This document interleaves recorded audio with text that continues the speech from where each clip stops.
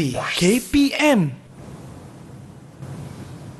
Assalamualaikum dan salam sejahtera kepada semua. Apa khabar? Mudah-mudahan sihat belaka ya. Selamat datang ke Sukses SPM 2022 Pecutan bersama dengan saya Lokman Hakim. Hari ini menarik kerana kita nak bincangkan tentang mata pelajaran Usuluddin Kertas 1 bersama dengan ustaz kita. Agak-agak siapa ya? Moh kita tengok siapakah ustaz hari ini.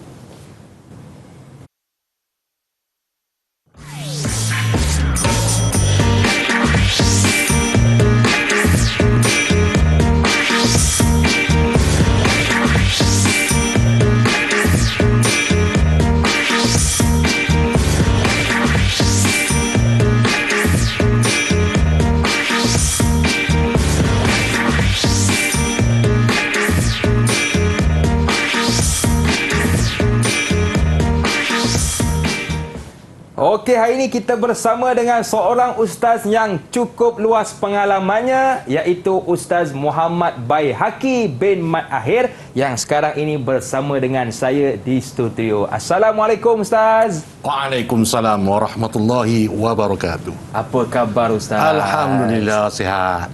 Kalau tak segak bukan Ustaz Muhammad Baihaqi. Alhamdulillah. Okey Ustaz, untuk hari ini apakah yang akan kita fokuskan? Baik, pada hari ini insya-Allah kita akan fokus kepada bagaimana untuk mendapatkan skor markah yang terbaik insya-Allah. Baik. Menarik nampaknya. Jadi tanpa buang masa, jom kita dengarkan ulasan untuk segmen ini. Boleh Ustaz? Boleh, insya-Allah. Silakan. Kepada murid-murid sekalian, Ustaz harap kalian semua dapat memberikan fokus yang terbaik pada episod ini kerana episod ini adalah episod pecutan bagaimana secara intensif kita akan menyegarkan kembali ingatan kita tentang bagaimana untuk mendapatkan skor yang terbaik insya-Allah. Kita bermula dengan usul al-din qisim alif, iaitu qisim yang pertama yang mempunyai 20 markah. 20 markah ini target sasaran kita adalah untuk mendapat 20/20.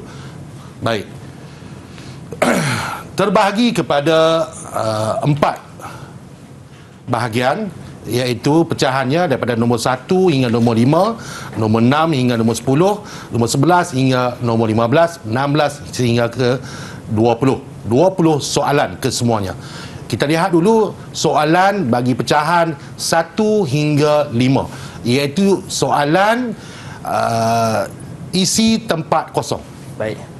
Ini adalah contoh, Ustaz sebut sini, ini adalah contoh soalan dalam bentuk isi tempat kosong, bagaimana murid perlu menjawab soalan ini.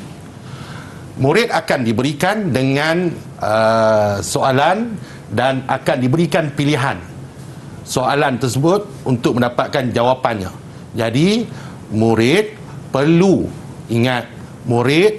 menentukan jawapan tersebut dan perlu menulis semula jawapan tersebut di tempat kosong yang disediakan. Ingat, murid perlu tulis semula jawapan yang murid pilih di tempat kosong yang telah disediakan. Bukan kita letak nombor. Contoh dia, ini soalan pertama, murid letak nombor di jawapannya nombor 1, contoh alif. Jangan buat macam tu. Mesti kena tulis kembali jawapan kosong yang telah murid-murid pilih di tempat kosong yang disediakan. Kenapa? Kerana arahannya adalah imla al-faraghat, iaitu penuhkan tempat kosong. Betul. Dengan memilih jawapan yang betul. Baik. Yang kedua, soalan bentuk yang kedua bermula daripada nombor 6 sehingga nombor yang ke-10. Ini adalah soalan yang dipanggil soalan betul salah. Cuma untuk usul al-din kita menggunakan kalimah sahih dan juga kalimah khata. Perlu tulis semula. Uktub kalimah sahih lil ibarah as-sahihah wa kalimatun khata lil ibarah al-khati'ah. fima ya'ti. Baik, bermakna kena tulis semula. Jangan buat tanda selain daripada sahih ataupun khata'. Jika jawapan itu, penyataan tersebut betul, maka murid kena tulis kalimah sahih di tempat kosong yang disediakan. Ya, jangan pergi buat tanda. Jangan. Tidak dibenarkan kerana murid akan kehilangan markah. Walaupun jawapan itu betul, tapi arahannya adalah tulis kalimah sahih. Tulis kalimah sahih. Jadi perlu murid untuk menulis kembali kalimah sahih di tempat yang disediakan. Ini adalah untuk soalan nombor 6 sehingga nombor 10. Nampak Hakim? Nampak Ustaz? Ya, 6 hingga 10. Pecahan yang kedua. Pecahan yang ketiga. Pecahan yang ketiga adalah soalan dalam bentuk pilihan jawapan. Pilihan jawapan yang diberikan jawapan, kemungkinan jawapan tu sebanyak 3 dan murid perlu memilih satu jawapan yang paling tepat. Dan soalan ini akan bermula daripada nombor 11 sehinggalah nombor 15. Pecahan yang kedua. Yang ketiga, minta maaf. Yang ketiga. Imla al-faraghat masih menggunakan kata arahan imla al-faraghat. Apa dia imla al-faraghat ni? Seperti mana yang diulang tadi, yang Ustaz sebut, iaitu penuhkan tempat kosong dengan jawapan yang betul. Biasanya Hakim, kita akan buat garis atau bulatkan, betul? Boleh ke Ustaz? Tak boleh. Pastikan murid menjawab soalan ini dengan menulis semula jawapan yang dipilih di tempat kosong yang disediakan. Okey. Pastikan tulis semula imla al-faraghat. Mesti ditulis semula. Dan bila sebut tulis, pastikan murid-murid menulis semula jawapan tersebut dengan tulisan yang betul. Jangan tambah alif lam jika tidak ada alif lam. Jangan buang alif lam jika ada alif lam. Jangan tertinggal titik, jangan tersalah tulis. Pastikan yang disalin semula itu sama seperti jawapan yang telah disediakan. Boleh faham Hakim? Boleh Ustaz.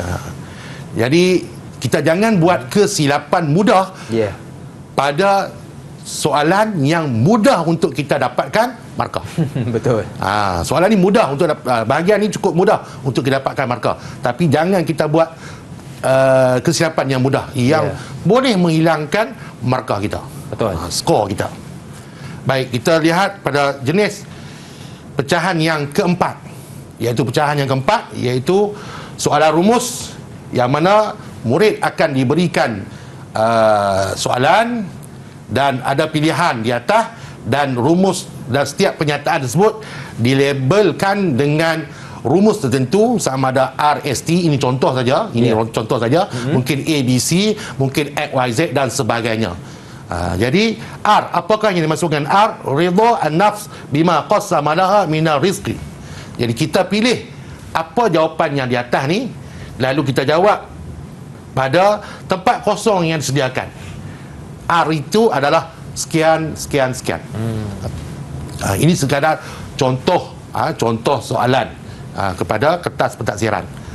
Dan untuk soalan 19 sehingga 20 ada soalan yang mana diberikan rumus juga, iaitu X dan Y ataupun sebarang A, B dan 1, 2 dan sebagainya. Tidak mesti terikat dengan X, Y dan sebagainya.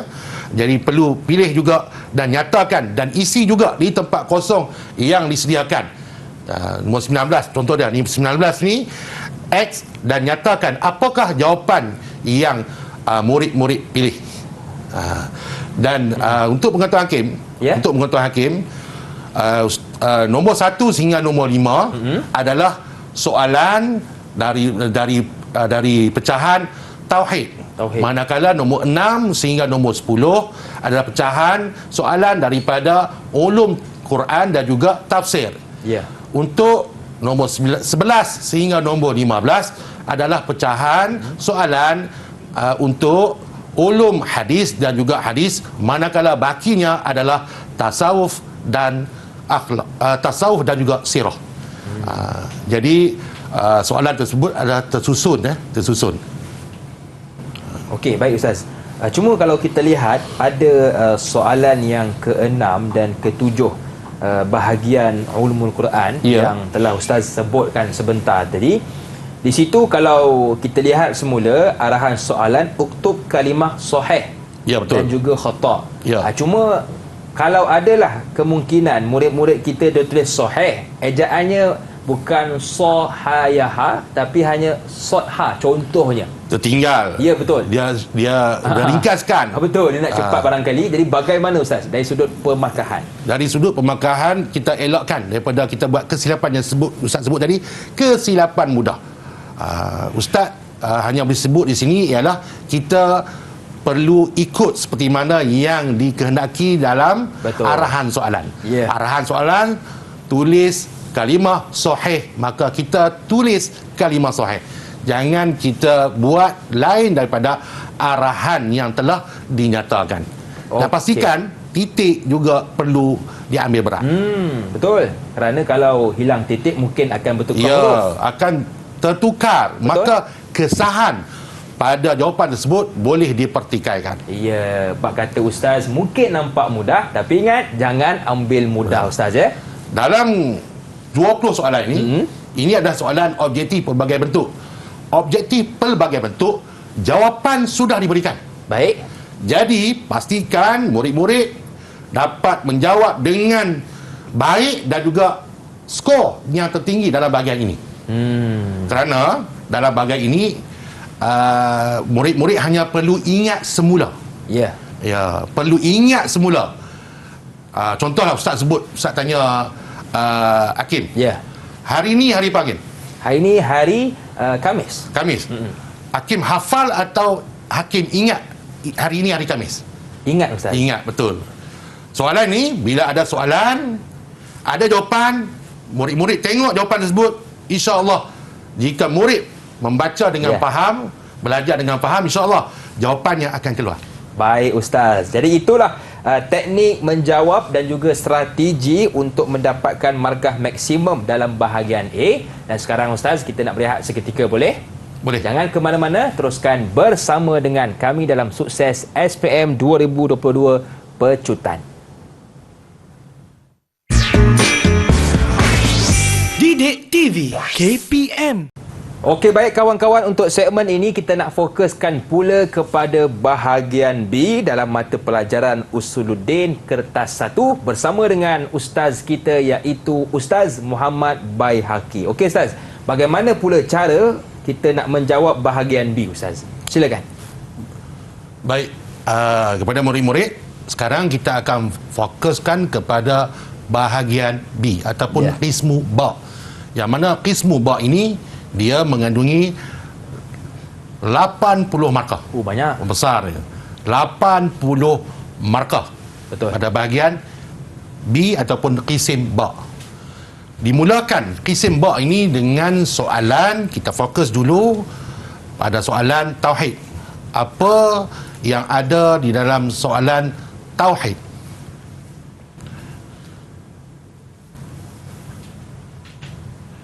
Tauhid dan juga tafsir, insya-Allah. Baik. Soalan yang pertama, contoh soalan yang pertama adalah soalan arif al-malaikah. Ajsamun latifatun nuraniyatun qadiratun ala tashakkul bi ashkalin hasanah faqat wala ya'suna Allah ma amarahum wa yaf'aluna ma yu'marun. Ini jawapannya untuk soalan ta'rif. Panjang kan? Betul. Panjang dan perlu dijawab dengan keadaan yang panjang macam ni. Tahu tak Hakim kenapa? Macam mana Ustaz kalau kita lihat kepada soalan, Ya. kadang-kadang mungkin antara murid kita ni dia jawab mengikut pemahaman dia Ustaz. Betul. Mungkin dia hafal tapi lupa kan. Ya, betul. Jadi dia pun jawab dengan pemahaman dia. Jadi bagaimana Ustaz? Okey, baik.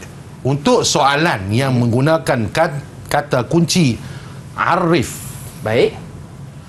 ta'rif. Kata kunci yang menggunakan ta'rif dan juga arif ataupun yang meminta ta'rif secara jelas, maka murid perlu menyatakan jawapan dengan menggunakan penyataan yang terdapat di dalam buku teks. Tidak dibenarkan untuk membina ayat sendiri berdasarkan kefahaman yang mereka faham. Mungkin jawapan mereka betul. Ya, betul, mereka beri jawapan yang betul tentang malaikat, tetapi tidak menggunakan penyataan yang dalam buku, menggunakan bahasa sendiri. Baik. Maka tidak dapat diterima di dalam pemakahan, kerana ta'rif dia memerlukan satu benda yang asal. Betul. Ya, kita tak boleh nak reka satu definisi. Kita mesti merujuk kepada penyataan yang fakta. Betul. Jadi kita mendidik murid-murid kita untuk menyampaikan fakta yang tepat di dalam ta'rif. Betul. Jadi ta'rif, murid-murid perlu menghafalnya sampai habis. Lengkap, sempurna dia punya ta'rif tersebut. Mungkin ada yang akan membina ayat sendiri dan sebagainya.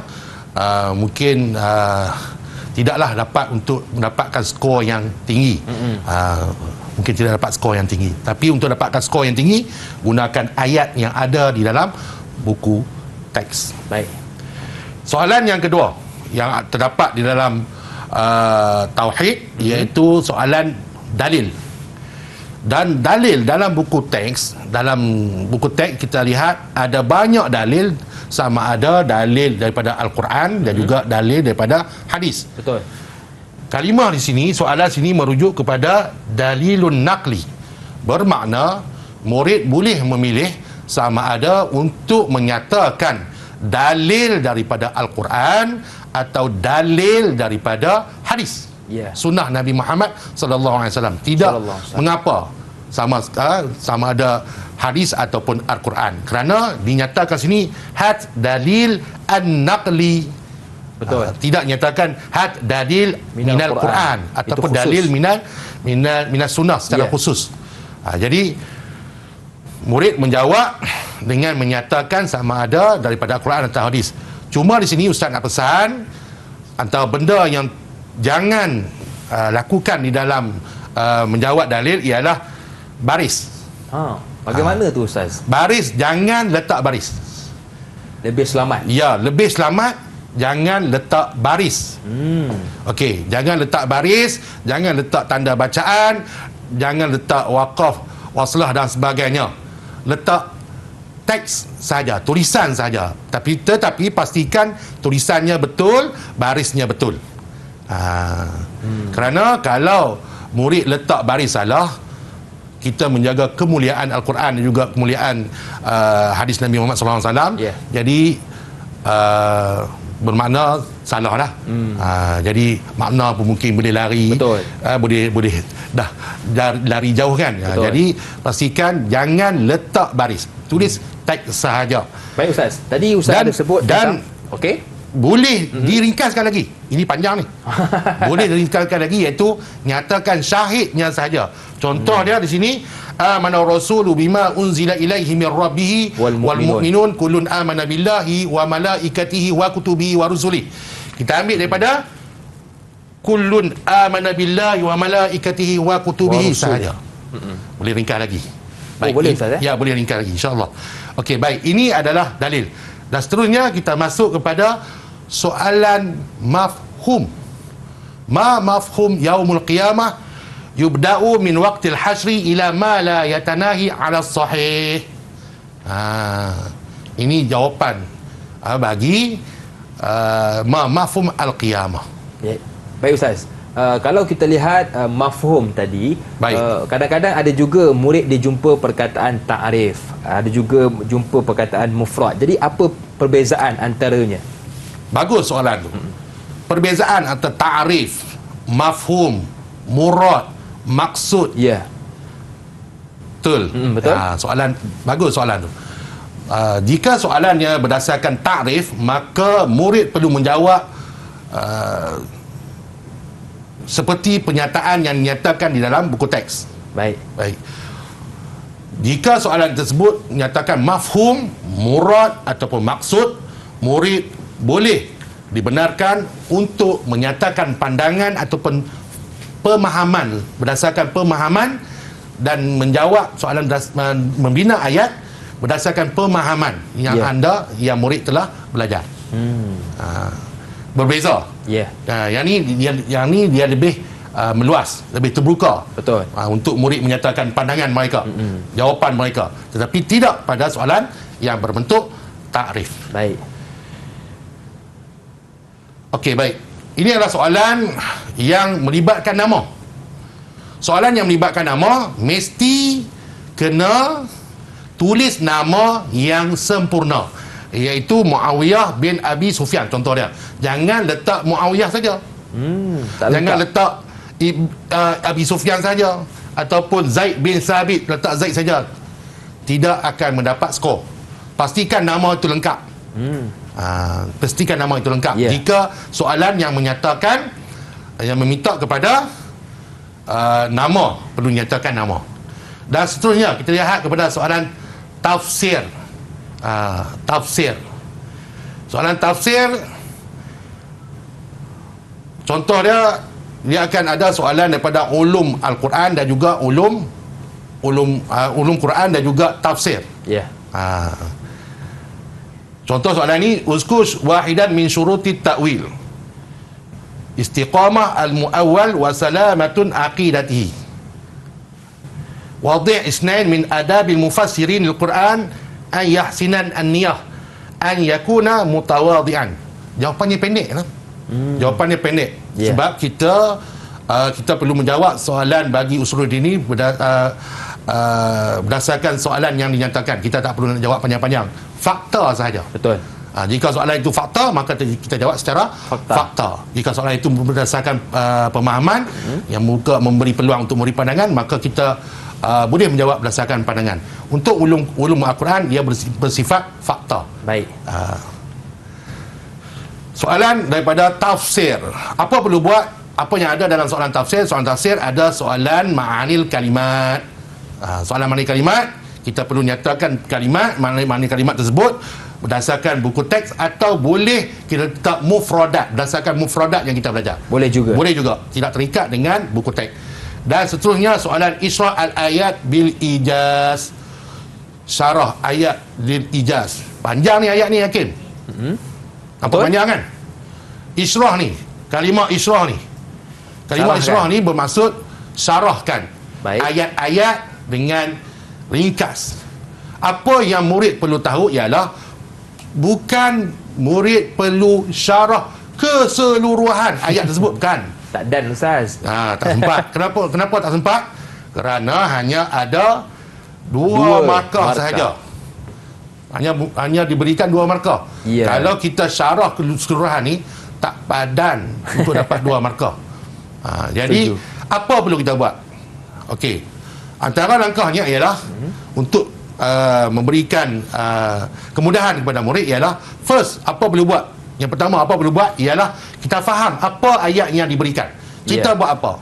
Cerita tentang apa? Sekarang ni cerita tentang Zulkarnain, yang Allah Ta'ala berikan kepada dia 2 benda, iaitu kekuasaan dan juga ilmu, dan mana dia mengembara dan dia mendapati satu kaum yang kafir, dan Allah Ta'ala ilhamkan kepada dia untuk memberi untuk 2 pilihan, sama ada membunuh mereka jika mereka ingkar, ataupun berdakwah kepada mereka kepada Islam. Itu dia punya isinya. Jadi bila murid faham itu isinya, berdasarkan bila membaca ayat tersebut, maka murid boleh syarah berdasarkan pemahaman yang diperolehi daripada melihat ayat tersebut. Bebas untuk menyatakan pemahaman yang murid dapat daripada ayat tersebut. Tidak perlu untuk dinyatakan semua. murid boleh ambil satu-satu isi yang ada sini. Contoh dia, apa yang diberikan oleh Allah Subhanahu Wa Taala kepada Zulkarnain, sultan wa ilmu. Maka yang katakan bahawa Allah Taala memberikan kepada Zulkarnain kekuasaan dan juga kekuasaan dan juga ilmu. Ya, betul. Jadi jangan kita nyatakan semua, kita pilih satu bahagian, satu isi dan kita syarah tersebut bebas berdasarkan pemahaman. Jangan kita nyatakan syarah sekarang tentang Zulkarnain tapi kita syarah tentang zakat. Tak kena. Tak kena. Betul. Okey, baik Ustaz. Jadi itu antara teknik-teknik yang boleh kita gunakan dalam kita menjawab persoalan-persoalan. Antara yang menarik perhatian saya ialah dalam bab kita mendatangkan dalil nakli, tak kisah dari Quran maupun hadis, yang penting jalan paling selamat bab kata Ustaz, jangan letakkan baris. Ya. Dan yang kedua juga menarik perhatian saya dalam bab meletakkan nama. Ingat, walaupun nama tu senang, tapi jangan lupa kita letakkan nama penuh. Seperti Zaid bin Sabit tadi, jangan hanya letak Zaid sahaja. Dan juga pada perbezaan mafhum ataupun ta'rif yang diminta, perlu hati-hati supaya kita tidak kehilangan dua markah yang akan diberikan. Betul Ustaz? Ya, betul. Okey, baik. Jadi itu antara perkara ataupun teknik yang boleh kita hadam. Mudah-mudahan memberikan kemudahan kepada murid-murid. Dan sekarang kita nak berehat seketika. Boleh Ustaz? Boleh. Jangan ke mana-mana, teruskan bersama dengan kami dalam Sukses SPM 2022 Pecutan.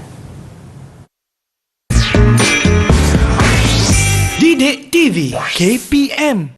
Antara bahagian yang membuatkan murid-murid sedikit pening ialah bahagian B, iaitu subjektif hadis yang perlu diberikan sedikit penekanan. Jadi untuk segmen ini kita nak fokuskan kepada hadis di bawah mata pelajaran Usuluddin kertas 1. Betul Ustaz? Ya, baik. Betul. Silakan Ustaz. Bagi Usuluddin kertas 1, satu lagi pecahan yang ketiga, iaitu soalan hadis. Yang mana soalan hadis, bahagian hadis ini akan terkandung padanya soalan daripada ulum hadis dan juga hadis. Baik. Untuk ulum hadis hanya murid belajar pada tingkatan 4 sahaja. Tingkatan 5 tiada mata pelajaran ataupun pecahan yang berkaitan dengan ulum hadis. Tetapi ingat, dalam kertas pentafsiran, kertas SPM, peperiksaan SPM, ulum hadis mewakili 8 hingga 10 markah. Banyak. Itu juga dengan ulum tafsir, 8 hingga 10 markah. Jadi untuk dapat cemerlang yang terbaik, maka jangan ketinggalan untuk mengulang kaji bahagian ulum hadis dan juga ulum Al-Quran. Contoh soalan bagi ulum hadis. Contoh soalan di sini dinyatakan di atas kotak ni adalah disebut sebagai pembayang. Bukan jawapan ada dalam ni. Diingatkan kepada murid yang dalam kotak ni hanyalah sekadar pembayang. Bukan jawapan. Jangan salib. Jangan. Janganlah kita cari mana jawapan ni, tak ada. Memang ni soalan lah. Salah ni, soalan salah. Bukan, ini adalah sekadar pembayang sahaja. Baik. Soalan yang contoh di sini adalah arif al-khabar istilahan ma udhifa ila nabi sallallahu alaihi wasallam wa ila ghairihi. Ini soalan ta'rif. Soalan ta'rif. Mesti kita guna kalimah ataupun pernyataan yang dinyatakan di dalam buku teks. Cuma di sini Ustaz nak beri sikit panduan. Jika ditanya sekadar mafhum ataupun ma huwa maksud kepada sunnah ataupun hadis riwayah ataupun hadis riwayah ataupun sunnah, maka ataupun satu lagi ma ta'rif hadis, contoh dia maksud hadis contohnya, maka murid boleh nyatakan 4 kalimah ni saja. 4 saja. Maksud Ustaz, okey, contoh soalan. Ustaz sebut di sini contoh soalan, ma huwa sunnah. ma huwa sunnah. Contoh soalan. Murid boleh menjawab dengan menggunakan 4 kalimah, iaitu aqwal, af'al, ikrar dan juga sifat. Baik. Nyatakan terus. Kerana sunnah memang merangkumi 4 elemen tersebut. Jadi murid boleh nyatakan 4 itu saja. Jika soalan tarif, mesti kena penuh. Itu mesti kena penuh. Okey, ini salah satu contoh soalan untuk ulum hadis. Kita lihat sekarang kepada soalan yang di dalam hadis. Dalam soalan hadis akan ada soalan yang menyoal tentang ma'anil kalimat. Soalan yang menyatakan ma'anil kalimat. Kebiasaannya soalan ayat yang perkataan yang hendak ditanya tersebut akan dibolkan, dihitamkan. Selalunya lah kebiasaannya akan dibolkan. Jadi murid boleh menjawab di tempat kosong yang disediakan di bawah. Contoh di sini, ajnihatiha ma yatiru bihi ta'ir, dan ba jaufin amiqun. Okey, baik. Jadi yang ni boleh tak kita gunakan kalimah lain? Seperti mana yang tadi Ustaz sebut dalam segmen yang lepas, ada di dalam tafsir, murid boleh guna kalimah yang dinyatakan di dalam buku teks ataupun memberikan jawapan kefahaman. Dibolehkan sendiri. Ya, dibolehkan mufradat sendiri. Baik. Tapi mestilah tepat. Mestilah tepat.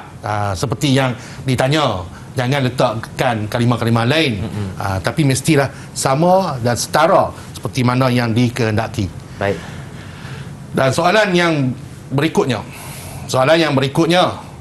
hadis menyatakan, hadis man salaka tariqan yatlubu fihi ilman, sehingga habis. Iaitu apa formula yang perlu kita buat apabila tengok hadis untuk kita dapat menjawab dengan baik? Ialah kita lihat hadis, kita baca hadis dan kita faham hadis tersebut menyatakan tentang apa. Sekarang ni hadis ni menyatakan tentang fadilat orang menuntut ilmu. Okey, kita dapat poin. Dan soalannya bertanya, wadih isnan min fadli talab al-ilmi. Jelaskan 2 kelebihan orang yang menuntut ilmu. Kalau kita faham hadis tersebut, kebiasaannya akan ada jawapan di dalam hadis tersebut. Contoh sini, wadih isnan min fadli talab al-ilmi. Apakah kelebihan orang menuntut ilmu? Yang pertama, kita ambil balik daripada dalam hadis tersebut. Wa inal malaikata la tad'u ajnihataha ridwan, sebagai tanda malaikat menebarkan sayapnya sebagai tanda redha kepada orang yang menuntut ilmu. Dan juga la yastaghfiru lahu ma fis samawati wa ma fil ard.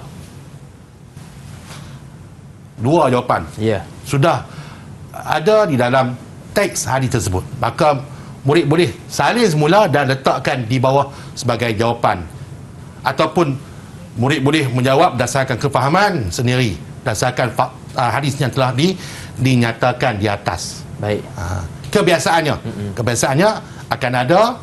akan ada jawapan di dalam hadis yang diberikan. Contoh kalau seperti ini Ustaz, kita boleh salin semula lah. Ya, boleh salin semula. Baik. Jadi formula sekarang ialah bila baca hadis mesti faham hadis tersebut menyatakan atau bercerita tentang apa. Betul. Jangan sekadar baca hadis, cerita apa hadis ni ya, tak tahu.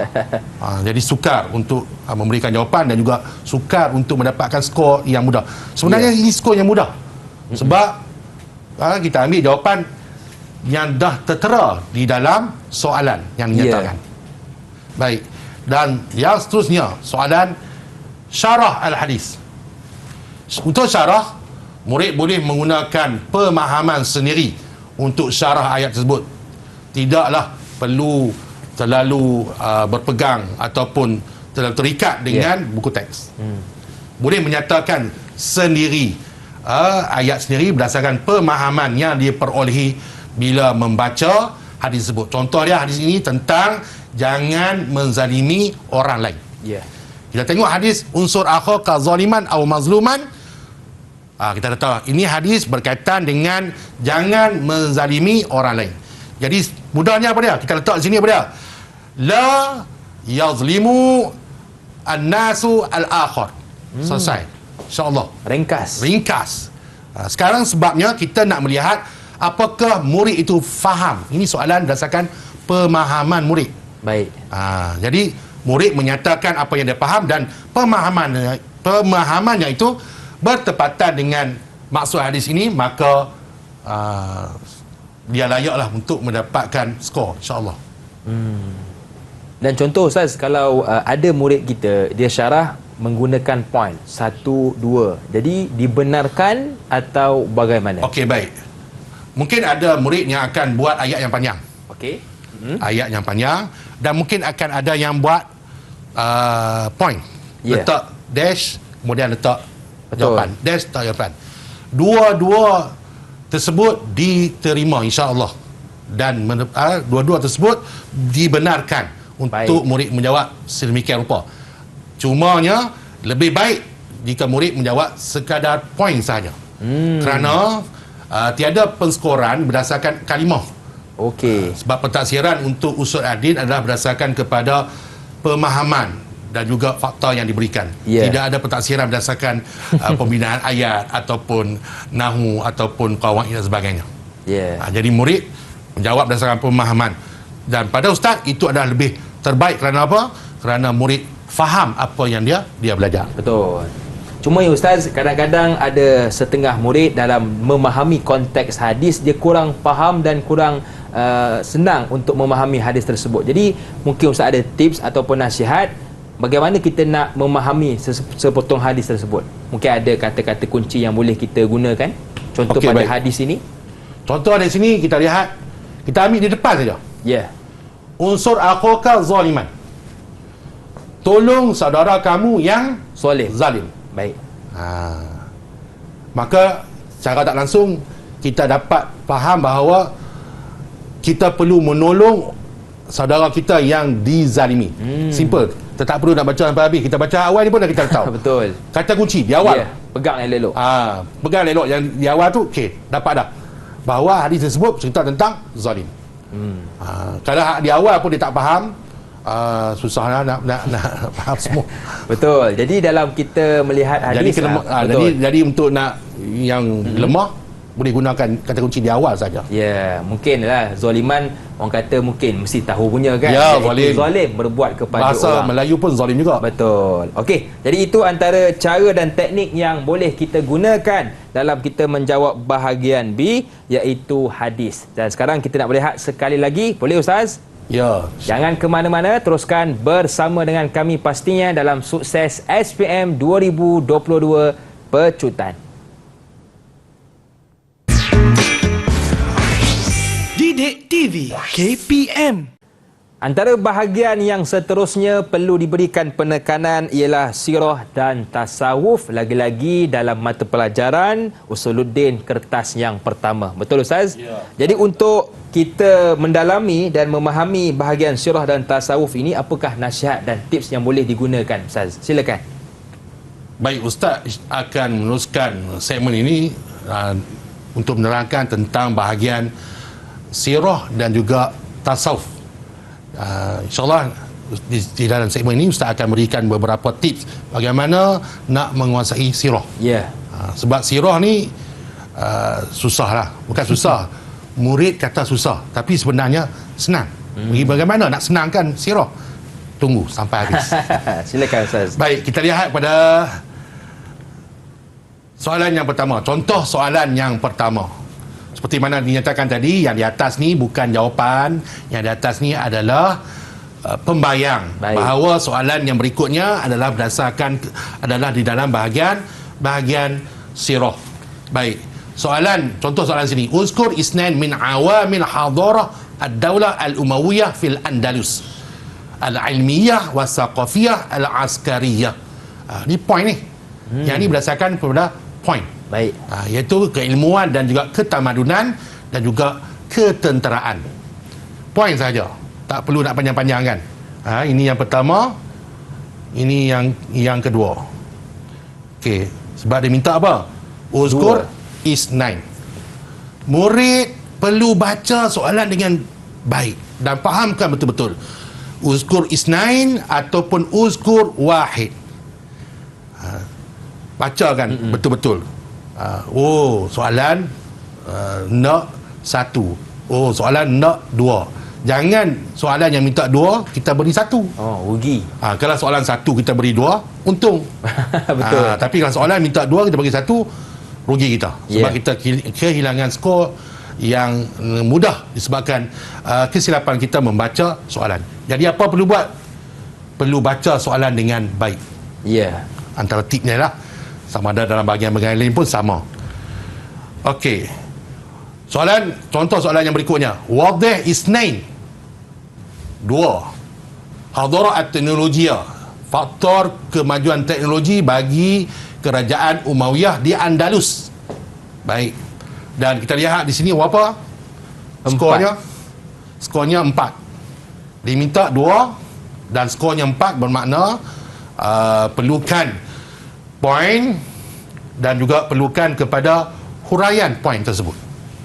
Jadi murid perlu peka kepada markah yang diminta. Kalau 4, maka di situ dia memerlukan satu isi dan juga perlukan isi tersebut dihuraikan. Contoh di sini ialah at-tijarah, perniagaan. Dan huraiannya adalah ihtammu bituruq wal jusur wal aswaq. Mementingkan pembinaan jalan, titi dan juga kedai-kedai. Dan nombor 2 ni az-zira'ah kana ihtimamihim kabirin binizamin rai. Sampai sini pun insya-Allah dah memadai, iaitu mereka menitik beratkan kepada sistem perparitan. Baik. Jadi di sini jika 4 markah perlukan kepada poin dan juga perlukan kepada huraian. Baik. Ini ada soalan daripada sirah. Baik. Jadi sirah macam mana nak menguasai? Sekejap lagi Ustaz beritahu. Dan satu soalan, bentuk soalan yang insya-Allah akan ada di dalam kertas pentadbiran peperiksaan SPM, iaitu tentang tokoh, biodata tokoh. Ada lebih kurang 17 tokoh yang murid belajar sekitar tahun tingkatan 4 dan juga tingkatan 5. Ada 17 lebih kurang lah. Dan setiap tokoh tersebut sama ada dalam tasawuf ataupun dalam sirah. Okey. Cuma soalannya insya-Allah akan ada satu soalan yang berkaitan dengan biodata ini yang akan bertanya tentang namanya, majalati dan juga 2 daripada sifatnya. Ini biasa. Sama ada ditanya pekerjaan ataupun ditanya nasya'atuhu ataupun apa-apa berkaitan dengan tokoh tersebut. Cuma di sini apa yang penting ialah tentang namanya. Namanya mestilah daripada nama dia, bin kepada bapaknya dan juga bin kepada datuknya. Cukup sekadar itu sahaja. Murid tidak perlu menyatakan secara lengkap sampailah kepada moyang dan seterusnya ke atas, tak perlu. 3 lapisan generasi sahaja sudah memadai. Dan bila berkaitan dengan lapangannya, contoh dari sini lapangannya iaitu kepakaran kepada Imam Syafi'i adalah fiqh. Kita tak boleh nak letak lain daripada itu sebab sirah adalah fakta. Baik. Sejarah adalah fakta. Kita tidak boleh merubah fakta. Jadi jangan kita letak lain daripada fiqh, kerana fakta menyatakan dia adalah bidang kepakarannya adalah fiqh. Begitu juga dengan sifatnya. Kita sedia maklum bahawa orang yang alim ulama ni sifatnya mestilah rahim, mestilah seorang yang baik, mestilah orang yang berkata benar dan sebagainya. Tetapi mestilah kita nyatakan secara spesifik, secara khusus apakah sifatnya yang berdasarkan daripada dalam buku teks. Murid tidak boleh reka. Contohlah Hakim. Hakim ni adalah seorang yang baik. Betul, baik, handsome, kacak, bergaya. Ada orang nyatakan bahawa Hakim ni sekian-sekian yang lain? Tak ada. Jadi kita tidak boleh menyatakan benda tersebut yang tidak diperkatakan oleh orang lain. Okey, faham. Di dalam buku teks menyatakan bahawa Imam Syafi'i adalah sekian-sekian, maka kita hanya nyatakan sekian seperti yang dalam buku teks, tidak boleh reka. Contoh lagi apa dia? Letak situ sifat al-mahmudah. Betul lah, memanglah Imam Syafi'i sifat dia mahmudah, tapi nyatakan secara spesifik seperti mana yang dinyatakan dalam buku teks. Tidak, kita akan kehilangan markah secara mudah. Baik. Dan mudah untuk dapat markah, tapi kita boleh hilang secara mudah. Rugilah. Okey. Dan ini adalah soalan yang datang daripada tasawuf. Tasawuf ni mudah saja. Tasawuf ni adalah benda-benda yang baik dalam kehidupan kita. Dan dalam tasawuf ni ada banyak yang berkaitan dengan ta'rif dan juga mafhum dan juga murad dan sebagainya. Jadi dalam tasawuf soalan-soalannya adalah sama seperti mana soalan-soalan yang dinyatakan dalam segmen-segmen yang berikutnya. Soalan murad, maksud dan sebagainya. Ya, baik. Jadi Ustaz, itu bagaimana contoh kalau soalan farqu, Ustaz? Okey, baik. Kalau soalan al-farqu, nyatakan perbezaan. Bagus soalan ni. Kalau soalan al-farqu, mesti nyatakan secara setara. Contoh, Ustaz bagi contoh sini ya. Ustaz bagi contoh sini tentang malaikat. Malaikat dengan jin. Malaikat dengan jin. Malaikat la yakulun, tidak makan. Jin makan. Jadi kita nyatakan situ yakulun. Janganlah sini la yakulun, minta maaf, malaikat la yakulun, bila kita letakkan pada jin pula la yashrabun. Pastikan setiap perbezaan itu diletakkan pada yang setara. Tadi Ustaz janji nak nyatakan bagaimana untuk nak mudahkan dalam sirah. Sekarang ni murid apa perlu buat ialah baca dahulu kandungan ataupun jalan cerita ataupun jalan sejarah tentang empire Islam, Osmaniyah, Umayyah dan juga Abbasiyah di dalam bahasa Melayu.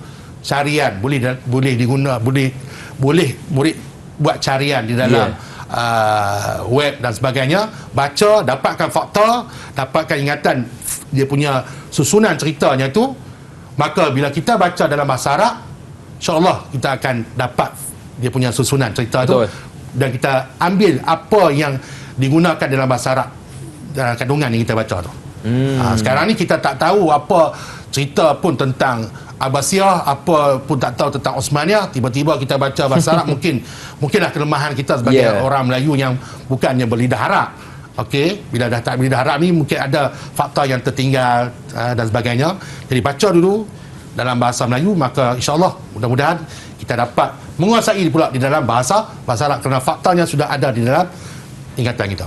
Okey, baik Ustaz. Cuma dalam bab meletakkan dalil, kalau ada soalan minta dalil, murid kita letak nama surah dan ayat yang keberapa. Dia tak tulis matan ayat tersebut. Ya. Boleh atau bagaimana? Hakim memang bijak lah. Soalan-soalan Hakim memang bijak. Mesti letakkan teks dalil tersebut. Tetapi tidak perlu letak ayat mana, dari surah apa, ayat berapa dan sebagainya. Tidak perlu. Baik. Letak teks sahaja. Okey. Tidak perlu nyatakan daripada mana, surah apa, ayat berapa. Tidak perlu. Tetap kena menulis ayat tersebut. Ya. Okey, baik. Jadi itu antara intipati yang boleh kita gunakan supaya dipermudahkan kelak. Okey Ustaz, kita sudah berada di penghujung segmen ini. Apakah rumusan pembelajaran kita hari ini? Rumusan untuk pembelajaran kita pada hari ini, bahawa usul ad-din adalah kertas ataupun mata pelajaran yang memberatkan kepada pemahaman murid di dalam pembelajaran mengenal hadis, tafsir dan sebagainya. Ada dua bahagian saja yang bersifat fakta, iaitu bahagian tauhid dan juga bahagian sirah. Tauhid jangan buat tauhid sendiri, nanti kita sesat. Sirah tidak boleh buat kisah sendiri, mengubah fakta. Betul. Jadi yang lain-lain itu adalah berdasarkan kepada pemahaman murid. Jadi belajarlah bagi faham.